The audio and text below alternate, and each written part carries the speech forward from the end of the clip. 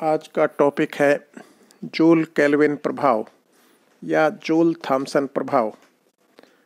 Joule व kelvin Thompson ने सरंध्र dart प्रयोग के द्वारा यह सिद्ध किया कि यदि नियत उच्च दाब के क्षेत्र से कोई गैस ऊष्मारोधी सरंध्र डार्ट से होकर नियत निम्न दाब के क्षेत्र में प्रसारित होती है तो उसके ताप में परिवर्तन हो जाता है। यह प्रभाव जूल केल्विन प्रभाव या जूल थॉमसन प्रभाव कहलाता है एवं यह प्रक्रम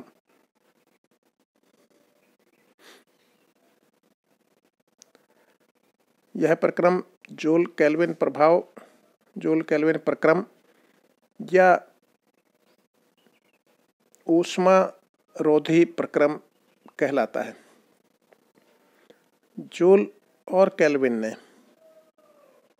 सरंध्र डार्ट के प्रयोग के द्वारा यह सिद्ध किया कि यदि हम किसी गैस को प्रसारित करें नियत उच्च दाब के क्षेत्र से नियत निम्न दाब के क्षेत्र की ओर किसी सरंध्र डार्ट से होते हुए और जो कि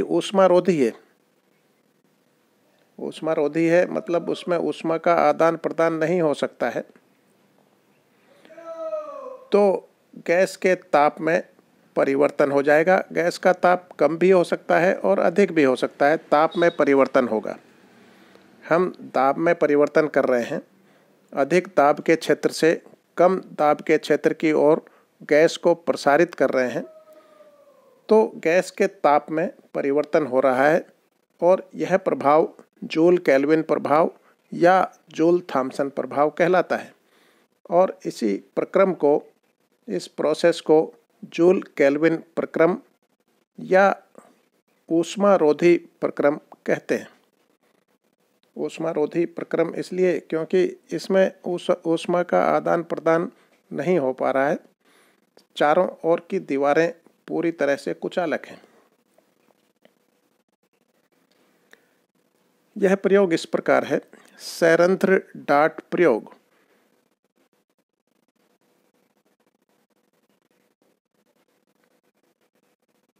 सरंध्र डार्ट प्रयोग इस चित्र में प्रदर्शित है। किसी गैस का दाब प्रारंभ में P1 है, आयतन V1 है और आंतरिक ऊर्जा U1 है और इस तरफ एक पिस्टन लगा हुआ है। बीच में एक सरंध्र डार्ट है, पोरस प्लग है। सरंध्र डार्ट जिसमें बारीक छिद्र हो,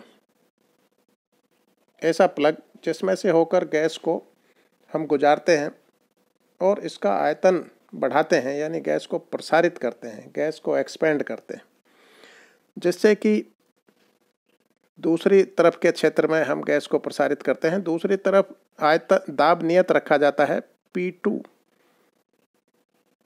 जो कि P1 से कम है। P1 उच्च दाब है, अधिक दाब है और P2 निम्न दाब है, कम दाब है। तो हम इस गैस को सरंध्र डार्ट से होते हुए प्रसारित कर रहे हैं अधिक दाब P1 के क्षेत्र से कम दाब P2 के क्षेत्र की ओर प्रसारित कर रहे हैं, तो इसका आयतन V1 से बढ़कर V2 हो रहा है। और मान लिया कि आंतरिक ऊर्जा यदि प्रारंभ में U1 थी तो बाद में यह बदलकर U2 हो जाती है। यह सरंध्र डार्ट प्रयोग है और इसमें गैस के ताप में परिवर्तन हो जाएगा।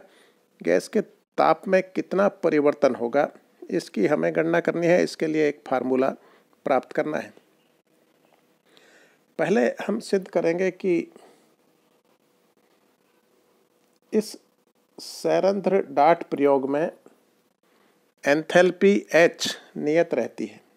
एंथैल्पी निकाय की कुल ऊर्जा को व्यक्त करती है। आंतरिक ऊर्जा प्लस कार्य ऊर्जा। कार्य ऊर्जा है PV, आंतरिक ऊर्जा है U।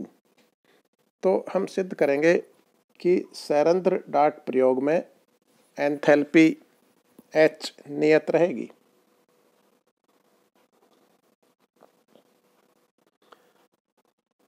यह प्रयोग इस प्रकार का है कि माना नियत उच्च दाब के क्षेत्र जो कि कक्ष 1 है, यह कक्ष 1 है, नियत उच्च दाब का क्षेत्र है, उच्च दाब है P1। नियत उच्च दाब के क्षेत्र कक्ष 1 से कोई गैस ऊष्मा रोधी संरंध्र डाट से होकर नियत निम्न दाब के क्षेत्र कक्ष 2 में प्रसारित हो रही है। तो यह गैस कक्ष 1 से कक्ष 2 में जा रही है, बीच में संरंध्र डाट है, पोरस प्लग है, ऐसी डाट है जिसमें बारीक छिद्र है जिससे होकर यह गैस प्रसारित हो रही है। कक्ष 1 इसमें नियत दाब है जो उच्च दाब है P1, और कक्ष 2 जिसमें नियत दाब है और यह निम्न दाब है P2। गैस प्रसारित हो रही है तो इसका आयतन मान लिया V1 से बढ़कर V2 हो रहा है, आंतरिक ऊर्जा U1 से बदलकर U2 हो रही है। कक्ष 1 में गैस का दाब P1 है, कक्ष 2 में गैस का दाब P2 है, ये नियत रखे जाते हैं। P1 उच्च दाब है और P2 निम्न दाब है और ये नियत है। संरंध्र डाट प्रयोग की प्रायोगिक व्यवस्था चित्र में दिखाई गई है। यह चित्र है जिसमें इस प्रयोग की व्यवस्था दिखाई गई है। चारों तरफ की दीवारें और पिस्टन ये सभी ऊष्मा रोधी हैं, कुचालक हैं, ऊष्मा के लिए कुचालक हैं। ऊष्मा इनसे न तो अंदर आ सकती है न इससे बाहर जा सकती है।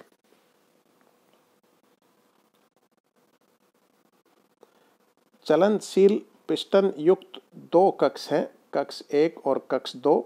इनमें ये चलनशील पिस्टन लगे हुए हैं दोनों कक्ष में।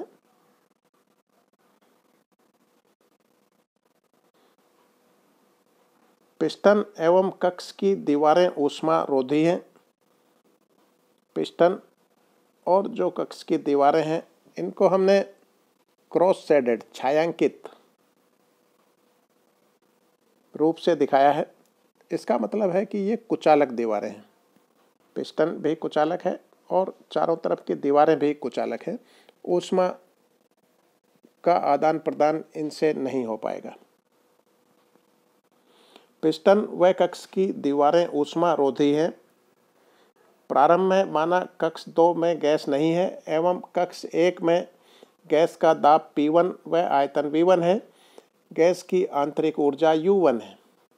ये प्रारंभिक स्थिति दिखाई है। सारी गैस कक्ष 1 में है, कक्ष 2 में प्रारंभ में मान लिया कोई गैस नहीं है। गैस का दाब प्रारंभ में कक्ष 1 में P1, आयतन V1, आंतरिक ऊर्जा U1 है। और जब यह गैस प्रसारित होकर कक्ष 2 में आ जाती है जिसमें कि दाब नियत है और कम दाब है P2, अब इसका आयतन मान लिया V2 हो गया है और आंतरिक ऊर्जा U2 हो गई है।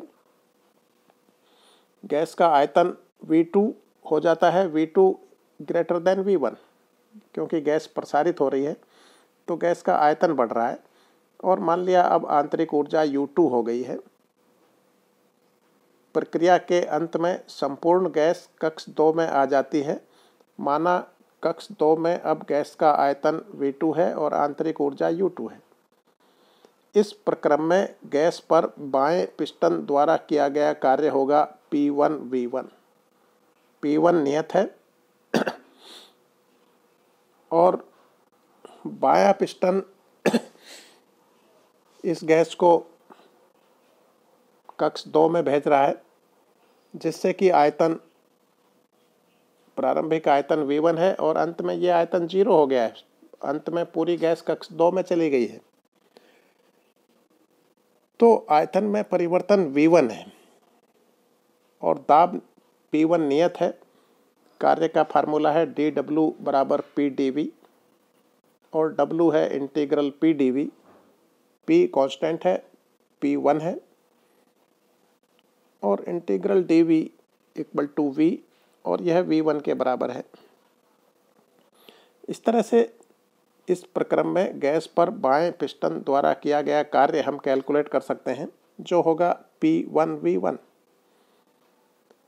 एवं इस प्रक्रम में गैस द्वारा दाएं पिस्टन पर किया गया कार्य होगा P2V2। बाएं तरफ का पिस्टन हमें दबाना है, यानी यह पिस्टन गैस पर कार्य कर रहा है और यह कार्य है P1V1। जब यह गैस कक्ष 2 में आती है और प्रसारित होती है तो यह पिस्टन को खिसकाती है। जो कक्ष 2 में भी पिस्टन लगा हुआ है इसको खिसकाएगी। तो कक्ष 2 में आने वाली गैस यह कक्ष 2 के पिस्टन पर कार्य कर रही है। कक्ष 1 में तो पिस्टन गैस पर कार्य कर रहा है और कक्ष 2 में गैस उस पिस्टन के ऊपर कार्य कर रही है। इसलिए हम लिख रहे हैं कि इस प्रक्रम में गैस पर बाएं पिस्टन द्वारा किया गया कार्य बराबर P1V1 एवं गैस द्वारा दाएं पिस्टन पर किया गया कार्य बराबर P2V2। अतः गैस द्वारा किया गया परिणामी कार्य dW बराबर होगा P2V2 माइनस P1V1। P2V2 कक्ष 2 में गैस के द्वारा किया गया कार्य है जिसको हम धनात्मक ले रहे हैं, और P1V1 ये गैस पर किया गया कार्य है इसलिए इसको ऋणात्मक लिया है, क्योंकि हम लिख रहे हैं कुल मिलाकर गैस के द्वारा किया गया कार्य। कुल मिला के गैस के द्वारा किया गया कार्य dW बराबर होगा P2V2 माइनस P1V1। इसको हम समीकरण 1 लिखें। इस प्रक्रम में निकाय की ऊष्मा नियत रहती है dQ बराबर 0, क्योंकि चारों तरफ की दीवारें ऊष्मा के लिए कुचालक हैं, ऊष्मारोधी दीवारें हैं। इसलिए ऊष्मा का आदान प्रदान नहीं होगा, ऊष्मा में परिवर्तन नहीं होगा dQ बराबर 0 एवं ऊष्मा गतिकी के प्रथम नियम से, ऊष्मा गतिकी का प्रथम नियम है dQ बराबर du प्लस dW और dQ बराबर 0 है, इसलिए du प्लस dW बराबर 0 या du बराबर माइनस dW। du गैस की आंतरिक ऊर्जा में परिवर्तन है, यह बराबर है U2 माइनस U1। गैस की आंतरिक ऊर्जा U1 से बदलकर U2 हो रही है, इसलिए आंतरिक ऊर्जा में परिवर्तन हुआ U2 माइनस U1। और राइट हैंड साइड में है माइनस dW। यहाँ ये dW गैस के द्वारा किया गया कार्य है, जो समीकरण 1 की सहायता से बराबर है P2V2 माइनस P1V1। जिनमें भी 1 1 लगा है उनको हम लेफ्ट हैंड साइड में लिख लें और जिनमें 2 2 लगा है उनको राइट हैंड साइड में लिख लें। तो हमें मिलेगा U1 plus P1V1 equal to U2 plus P2V2। Enthalpy H बराबर होती है U plus PV। U plus DV नहीं है, इसको करेक्ट कर लें। एंथैल्पी H का फार्मूला है H बराबर U प्लस PV। इसलिए लेफ्ट हैंड साइड में ये एंथैल्पी H1 है प्रथम कक्ष के लिए और राइट हैंड साइड में ये एंथैल्पी H2 है द्वितीय कक्ष में। तो प्रारंभ में एंथैल्पी H1 बराबर थी U1 प्लस P1 और बाद में एंथैल्पी है U2 प्लस P2V2 और ये दोनों एंथैल्पी के मान समान हैं, H1 बराबर H2। इससे सिद्ध होता है कि सैरंध्र डाट प्रयोग में जूल केल्विन प्रक्रम में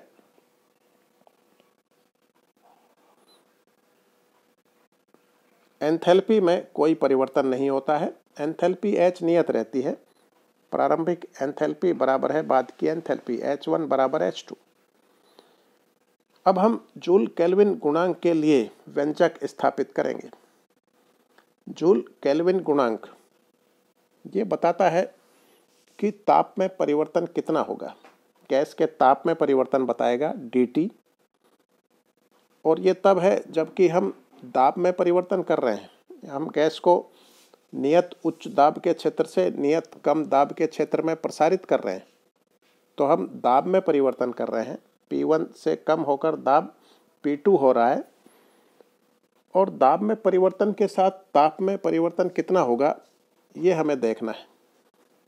तो हमें डेल्टा T का मान ज्ञात करना है डेल्टा P के साथ।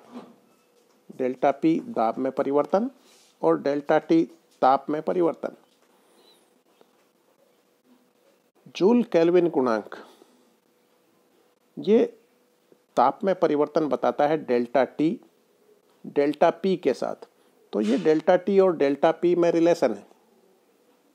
ये ज्ञात करने के लिए हम यूज कर रहे हैं जो हमने अभी सिद्ध किया था कि इस प्रक्रम में एंथैल्पी H नियत है, इसलिए DH बराबर 0 होगा। H एंथैल्पी है, नियत रहती है, इसलिए इसमें परिवर्तन DH बराबर 0। इसलिए D और H का मान रखते हैं U प्लस PV।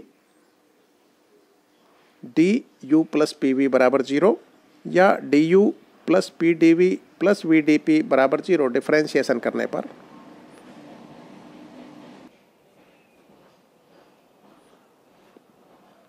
तो U का डिफ्रेंशिएशन DU है और PV का डिफ्रेंशिएशन है PDV plus VDP। First function differentiation of second plus second function differentiation of first.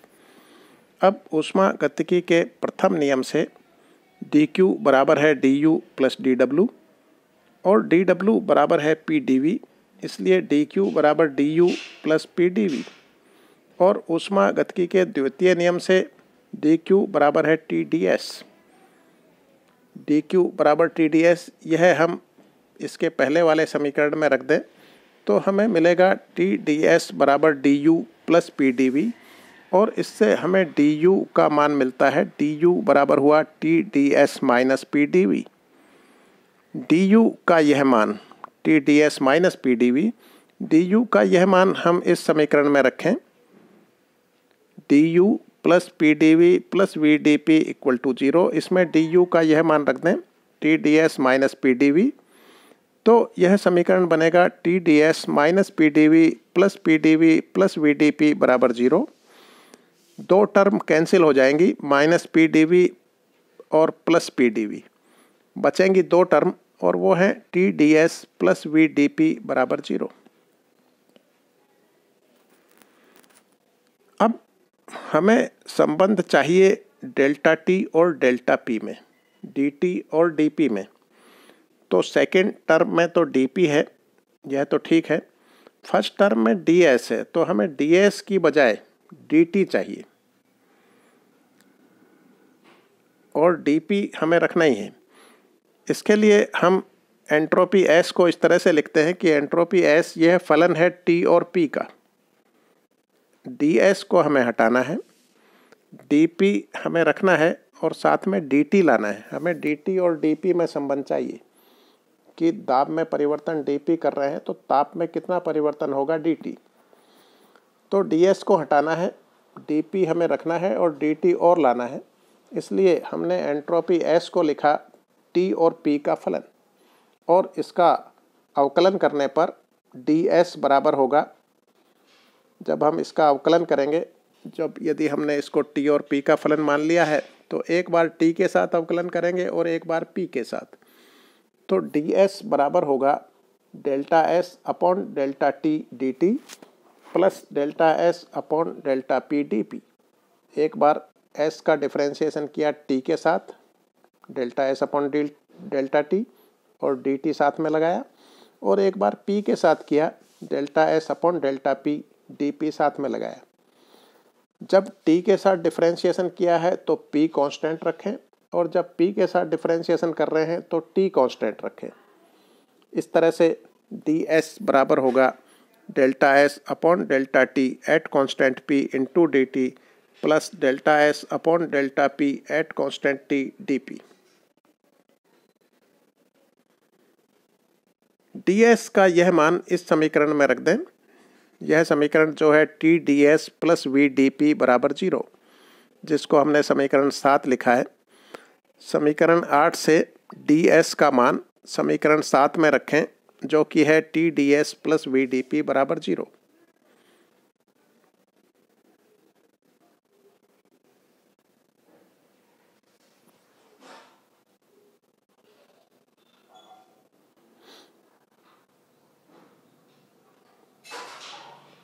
इस समीकरण में मान रखेंगे तो TdS प्लस VDP, यहाँ ds बराबर लिखा है, इसको हटा दें, ds और इक्वल टू इसको हटा दें। यहाँ हमें मान रखना है TdS प्लस VDP बराबर 0 में T से स्टार्ट करेंगे, T इंटू ds। तो यहाँ से स्टार्ट करेंगे T और ये ds का मान है और प्लस VDP बराबर 0। T का मल्टीप्लाई अंदर की दोनों टर्म में कर दें तो हमें इस तरह की ये दो टर्म मिलेंगी, T delta S upon delta T P D T plus T delta S upon delta P T.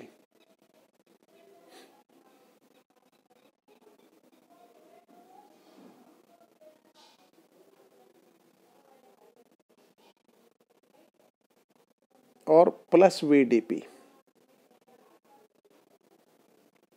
D P common ले लें, दो टर्म में डी पी रहेगा, तो एक टर्म हमारे पास डी टी की रहेगी फर्स्ट टर्म, और दूसरी टर्म में हम डी पी कॉमन ले लेंगे, तो डी पी के साथ रहेगा T delta S upon delta P T plus V और इक्वल टू 0।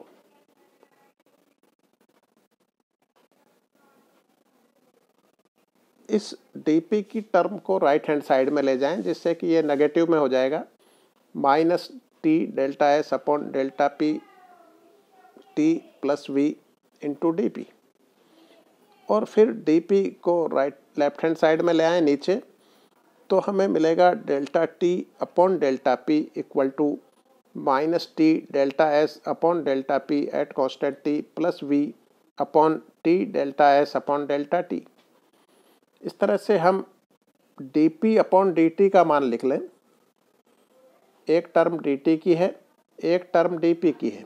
dp की टर्म को राइट हैंड साइड में ले आएं और फिर dt अपॉन dp बराबर कितना हुआ वो लिख लें। इस dt अपॉन dp को लिख रहे हैं delta t upon delta p, और साथ में h भी लिखा है। इस h का मतलब है कि एंथैल्पी h नियत है इस प्रक्रम के लिए, जिसमें कि h एंथैल्पी नियत रहती है। और ये delta T upon delta P का मान इतना है, minus T delta S upon delta P at constant T plus V upon T delta S upon delta T P. H चिन्ह इसलिए लगाया गया है क्योंकि इस प्रक्रम में एंथैल्पी एच नियत रहती है।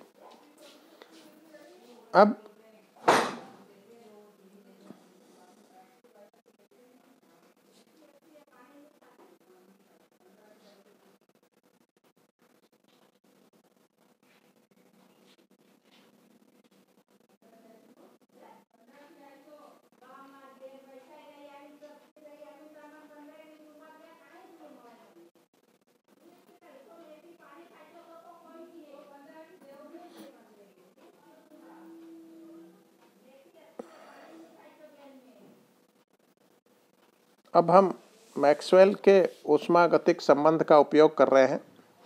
मैक्सवेल का संबंध है delta S upon delta P at constant T equal to minus delta V upon delta T at constant P. तो इस समीकरण में ऊपर आ रहा है delta S upon delta P at constant T. Maxwell के संबंध की सहायता से हम इसको बदल सकते हैं इस तरह से कि ये बराबर होगा minus delta V upon delta T P.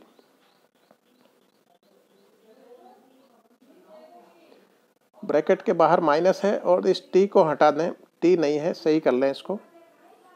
तो ब्रैकेट के बाहर केवल माइनस लिखें, टी नहीं, और अंदर टी के साथ आएगा minus delta V upon delta T P. Maxwell के इस संबंध से delta S upon delta P at constant T equal to minus delta V upon delta T P. और साथ ही नीचे हर में टी डेल्टा एस को लिख लें डेल्टा क्यू। ऊष्मागतिकी के दूसरे नियम से डी क्यू बराबर टी डी एस, तो टी डेल्टा एस को लिख लिया है डेल्टा क्यू।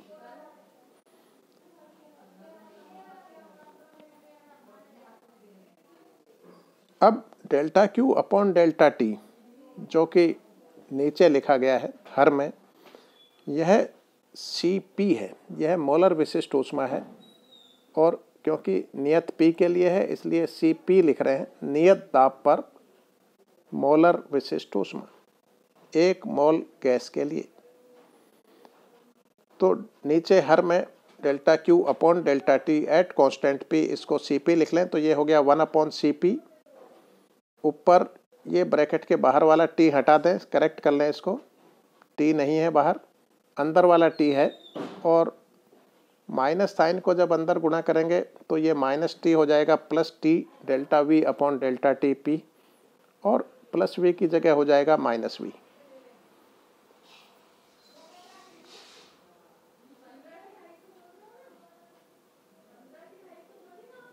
इस तरह से हमें delta T upon delta P का मान मिला 1 upon C P into T delta V upon delta T P minus V. इसको हम म्यू से लिख रहे हैं और यह म्यू, इसे हम जूल केल्विन गुणांक या जूल थॉम्सन गुणांक कहते हैं।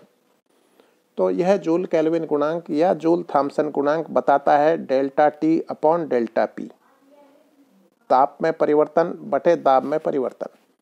क्योंकि हम गैस के दाब में परिवर्तन कर रहे हैं और ताप में परिवर्तन ज्ञात करना चाह रहे हैं, तो delta T upon delta P, ताप में परिवर्तन बटे दाब में परिवर्तन, साथ में लिखा है एट कांस्टेंट एच, क्योंकि एंथैल्पी एच नियत है।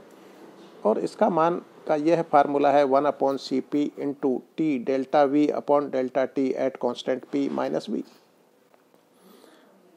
तो यह जूल केल्विन गुणांक या जूल थॉम्सन गुणांक के लिए व्यंजक है। इसे हम आदर्श गैस के लिए ज्ञात करेंगे कि इसका मान कितना होगा, और वास्तविक गैस के लिए वान डर वाल्स अवस्था समीकरण का उपयोग करके इसका मान ज्ञात करेंगे कि म्यू का मान कितना होगा। यदि हमें आदर्श गैस के लिए इसका मान ज्ञात करना है तो आदर्श गैस का अवस्था समीकरण काम में लें। 1 मोल गैस के लिए आदर्श गैस का अवस्था समीकरण है PV बराबर RT, और हमें इसमें मान ज्ञात करना है delta V upon delta T at constant P। इसलिए V का मान निकाल लें, क्योंकि हमें V का डिफरेंशिएशन करना है T के साथ, P को कांस्टेंट मानते हुए। तो PV बराबर RT से V बराबर हो गया RT अपॉन V बराबर हो गया RT अपॉन P। यहाँ भी सही कर लें, V बराबर RT अपॉन V नहीं है, V बराबर है RT अपॉन P, PV बराबर RT से। और V बराबर RT अपॉन P है, तो हम delta V upon delta T eight constant P ज्ञात कर सकते हैं। तो ये बराबर आएगा R अपॉन P, और यह मान यहाँ पर रखें म्यू का जो व्यंजक है इसमें। तो म्यू जो कि delta T upon delta P है बराबर हुआ 1 upon C P into T into R upon P minus V, और ऊपर है आर टी। ये आर टी बराबर होगा पी वी बराबर आर टी से। तो ऊपर हम आर टी को पी वी लिख दें तो नीचे वाले पी से पी कैंसिल हो जाएगा, वी बचेगा, वी माइनस वी, और ये बराबर 0। तो delta T upon delta P बराबर 0 है। इसलिए डेल्टा टी बराबर 0 होगा, यानी ताप में कोई परिवर्तन नहीं होगा। अर्थात आदर्श गैस के लिए जूल केल्विन प्रक्रम में गैस के ताप में कोई परिवर्तन नहीं होता है। अब हम वास्तविक गैस के लिए देखें। वास्तविक गैस के लिए जूल केल्विन गुणांक कितना होगा? तो 1 मोल वास्तविक गैस के लिए अवस्था समीकरण अब है वान डर वाल्स अवस्था समीकरण। ये है P plus A upon V square into V minus B equal to R T. PV बराबर RT में P बदल कर हो गया है P plus A upon V square, और V बदल कर हो गया है V माइनस बी। A और B कोई कॉन्स्टेंट्स हैं। इस समीकरण की सहायता से हमें मान ज्ञात करना है। यहाँ पर देखें तो delta V upon delta T at constant P, यह मान ज्ञात करना है। V का डिफरेंशिएशन T के साथ P को कांस्टेंट मानते हुए, और इसका उपयोग करना है। तो हम V का डिफरेंशिएशन करें T के साथ P को कांस्टेंट लेते हुए। V लेफ्ट हैंड साइड में दोनों टर्म में आ रहा है, जो दोनों ब्रैकेट में लिखा है दोनों में V है, इसलिए दोनों में ही V का डिफरेंशिएशन करना है T के साथ। तो हम इस तरह से करेंगे, first function differentiation of second plus second function differentiation of first. तो फर्स्ट फंक्शन है P plus A upon V square, और डिफरेंशिएशन ऑफ सेकंड करेंगे तो V माइनस बी का डिफरेंशिएशन होगा delta V upon delta T, और ये constant P के लिए कर रहे हैं इसलिए साथ में लिखा है एट कांस्टेंट P। फिर हम लिखेंगे प्लस सेकंड फंक्शन जो है V माइनस बी और डिफरेंशिएशन ऑफ फर्स्ट। फर्स्ट का जब डिफरेंशिएशन करेंगे तो p तो कांस्टेंट ले रहे हैं, इसका तो 0 हो जाएगा, और a अपॉन वी स्क्वायर का करेंगे तो वी स्क्वायर का होगा -2 अपॉन वी क्यूब और delta V upon delta T. V का डिफरेंशिएशन टी के साथ, p का तो 0 हो गया है, दूसरी टर्म है plus a upon V square, a constant है, 1 अपॉन वी स्क्वायर का होगा -2 upon V cube delta V upon delta T और एट कांस्टेंट p, और equal to right hand side में है आर टी, क्योंकि t के साथ डिफरेंशिएशन कर रहे हैं तो यह बराबर होगा r के। इससे हम delta V upon delta T at constant p का मान ज्ञात कर सकते हैं। Delta V upon delta T at constant p left hand side में दोनों टर्म में आ रहा है, तो हम इसको कॉमन ले लें। कॉमन लेने के बाद बचेगा p plus a upon V square -2a upon V cube into V minus B, और इंटू यह कॉमन है delta V upon delta T at constant p equal to r। जो पहली टर्म है p plus a upon V square, इसका मान रखें इसी समीकरण से, p plus a upon V square होगा R T upon V minus B. यह मान यहाँ रख दें तो यह आ गया R T upon V minus B -2a upon V cube into V minus B into delta V upon delta T p equal to r।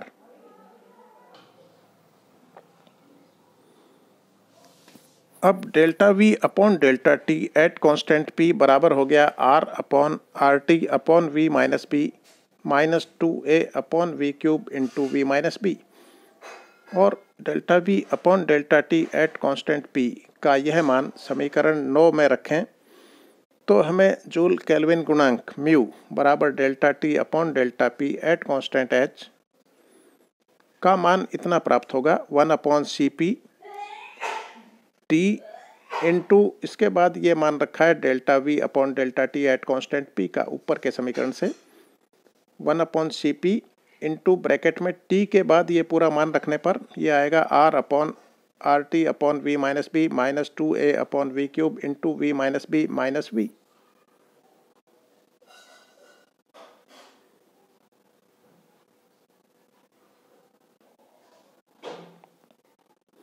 नीचे एलसीएम लेंगे तो नीचे एलसीएम होगा V cube into V minus B, या V cube into V minus B की ऊपर और नीचे गुणा करने पर, तो हमें मिलेगा 1 upon C P T R V minus B into V cube से ऊपर गुणा किया, नीचे गुणा करेंगे तो पहली टर्म में वी क्यूब बचेगा आर टी वी क्यूब, और सेकेंड टर्म में वी माइनस बी बचेगा, तो हमें मिलेगा -2a upon 2a we cube cut जाएगा और b माइनस बी का स्क्वायर और माइनस वी।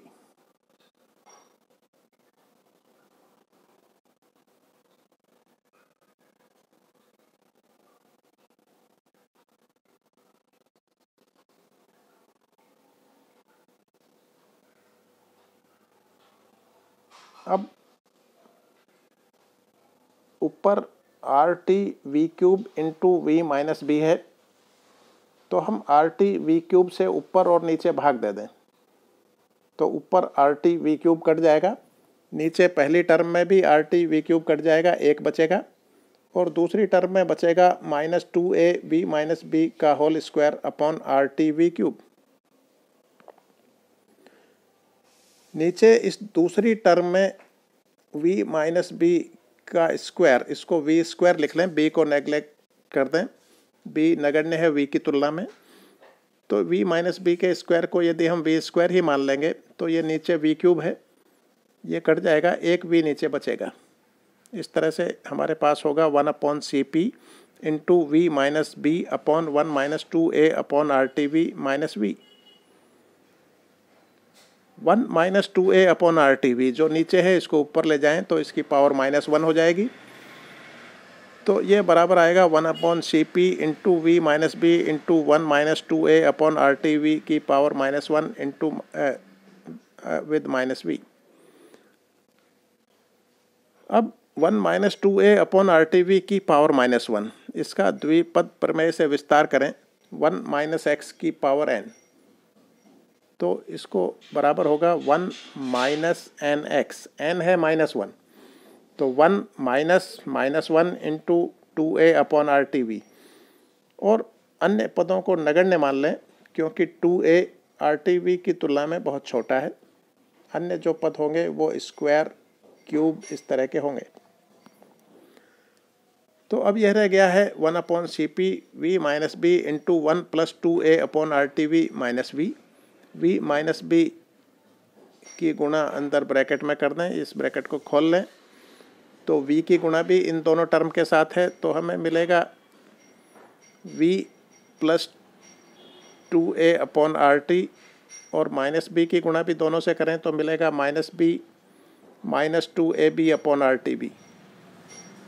ए और बी दोनों छोटी राशियां हैं, इसलिए जिस टर्म में ए बी दोनों एक साथ आ रही हैं इस टर्म को नगण्य मान लें। v से v कैंसिल हो रहा है तो ब्रैकेट के अंदर केवल इतना बचेगा 2a upon R T minus B.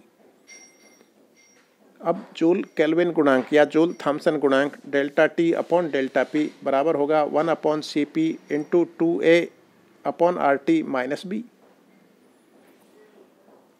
अब दो केस होंगे जब 2a upon R T B से बड़ा है या छोटा है। यदि 2a upon R T B से बड़ा है तो ब्रैकेट के अंदर की राशि धनात्मक है, अंदर की राशि धनात्मक है तो राइट हैंड साइड धनात्मक हो गई, इसलिए लेफ्ट हैंड साइड भी धनात्मक होगी, यानी delta T upon delta P धनात्मक होगा। और क्योंकि दाब में कमी हो रही है, डेल्टा पी नेगेटिव है, इसलिए डेल्टा टी भी नेगेटिव होगा, यानी ताप में कमी होगी। दाब में कमी होने पर ताप में कमी होगी, क्योंकि राइट हैंड साइड धनात्मक है, लेफ्ट हैंड साइड भी धनात्मक तभी हो पाएगी। तो पहला केस जब 2a upon R T is greater than B, right hand side धनात्मक हो या t छोटा हो 2a अपॉन आर बी से, तब delta T upon delta P धनात्मक होगा। अतः दाब कम होने पर ताप का मान कम होगा। अतः सरद्र डाट से गुजरने के बाद गैस ठंडी होगी। और दूसरा केस इसका उल्टा है, यदि 2a upon R T less than B है तो राइट हैंड साइड नेगेटिव हो गया है, लेफ्ट हैंड साइड भी नेगेटिव होगा, तो p कम करने पर t बढ़ेगा। तो जब 2a upon R T less than B है या t ग्रेटर देन है 2a अपॉन आर बी, तब delta T upon delta P ऋणात्मक होगा। अतः दाब कम होने पर ताप का मान बढ़ेगा। अतः सरद्र डाट से गुजरने के बाद गैस गर्म होगी। अतः यदि हमें गैस का ताप कम करना है, गैस को ठंडा करना है, तो गैस का ताप T छोटा होना चाहिए 2a अपॉन आर बी से। तीसरा केस है, यदि 2a upon R T equal to B या t बराबर 2a अपॉन आर बी, तब म्यू बराबर 0, यानी ताप में कोई परिवर्तन नहीं होगा, डेल्टा टी 0 है। यह ताप T जो 2a अपॉन आर बी है, जिस पर जूल केल्विन प्रभाव शून्य होता है, इसको हम व्युत्क्रमण ताप कहते हैं और इसको लिखते हैं TI inversion temperature. TI inversion temperature व्युत्क्रमण ताप जो बराबर है 2a अपॉन आर बी। यदि गैस का ताप TI के बराबर है, व्युत्क्रमण ताप के बराबर है, तो जूल केल्विन प्रभाव में गैस के ताप में कोई परिवर्तन नहीं होता है। यदि गैस का ताप इस ताप से छोटा है, T लेस देन है TI, यानी T लेस देन है 2a अपॉन आर बी, तो गैस इस प्रक्रम में ठंडी होगी। और यदि गैस का प्रारंभिक ताप इस TI ताप से अधिक है, T ग्रेटर देन है TI, यानी T ग्रेटर है 2a अपॉन आर बी, तो इस प्रयोग में गैस गर्म हो जाएगी, गैस का ताप बढ़ जाएगा।